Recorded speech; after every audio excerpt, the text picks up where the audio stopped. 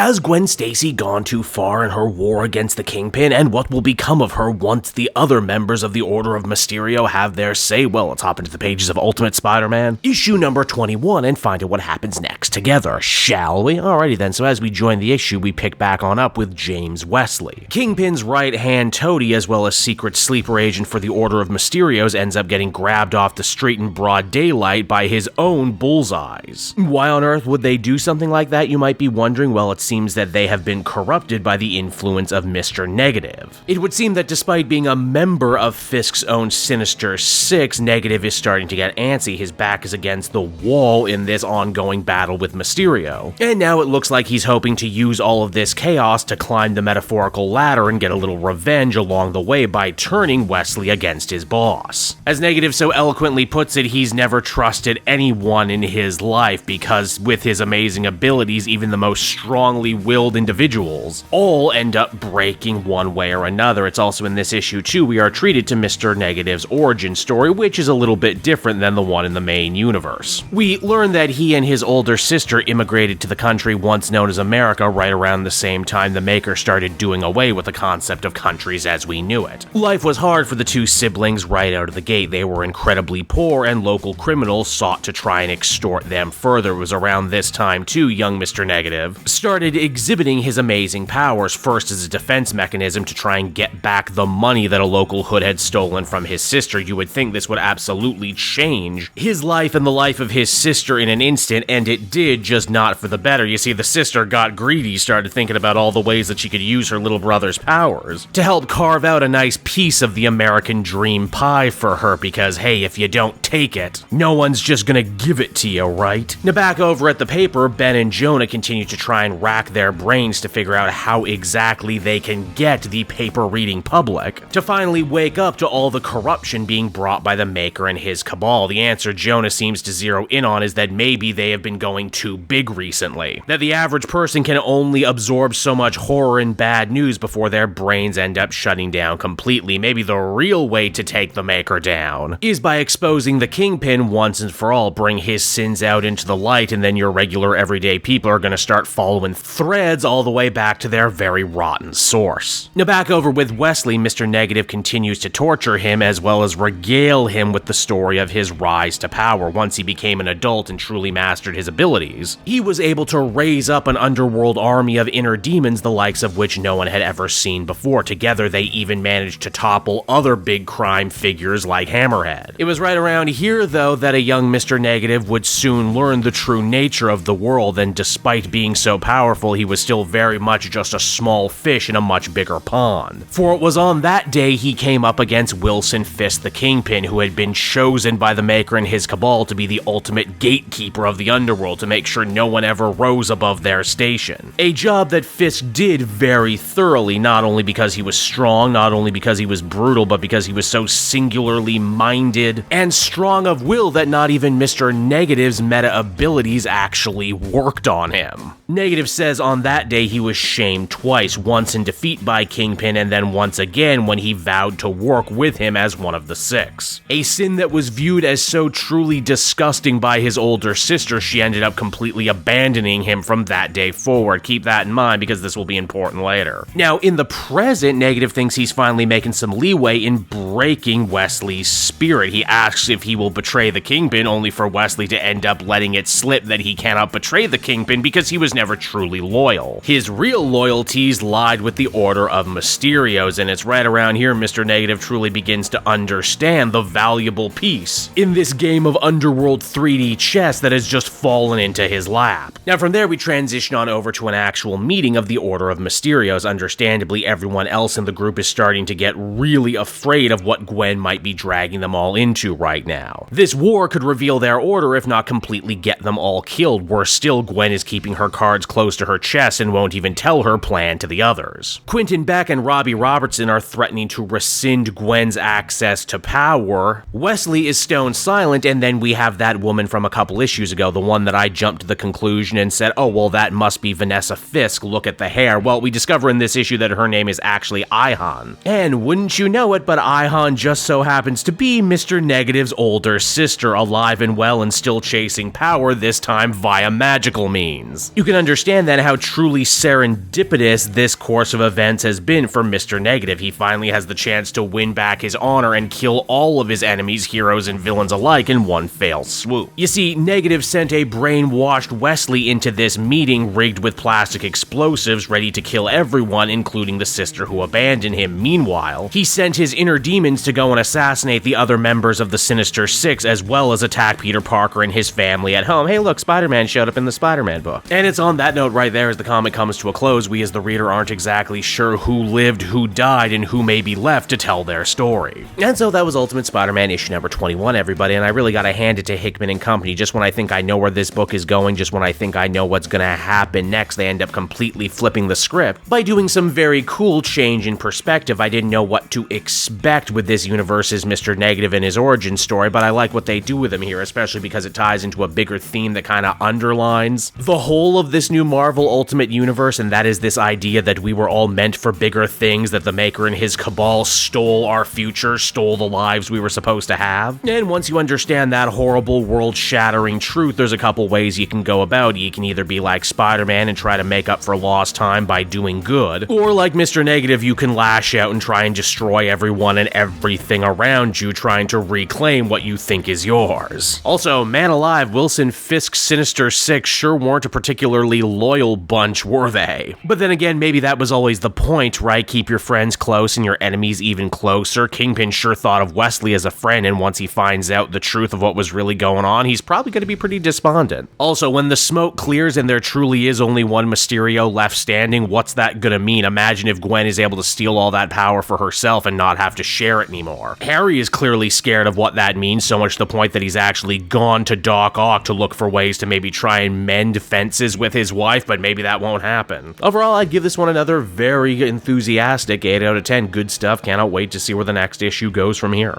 Hey there everyone, it's your pal Cape Joel again, and if you're seeing my face right now, that means you watched to the end of the video, and I'll always be grateful for that. Retention helps in this crazy YouTube game, and so does becoming a patron. If you head on down to the description, you can find a link to my Patreon page. Recently just redid all the tiers, a lot of cool stuff offering up there, exclusive commentaries, exclusive polls, behind the scenes concept art for Capes and Quest. That's the brand new D&D show I've started soon. Never been a better time to become a patron. You can become a patron for as little as $1 a month and help the channel grow, and help me continue to deliver content like what you just saw. So I want to thank you all, and I will see you again next time. Bye bye.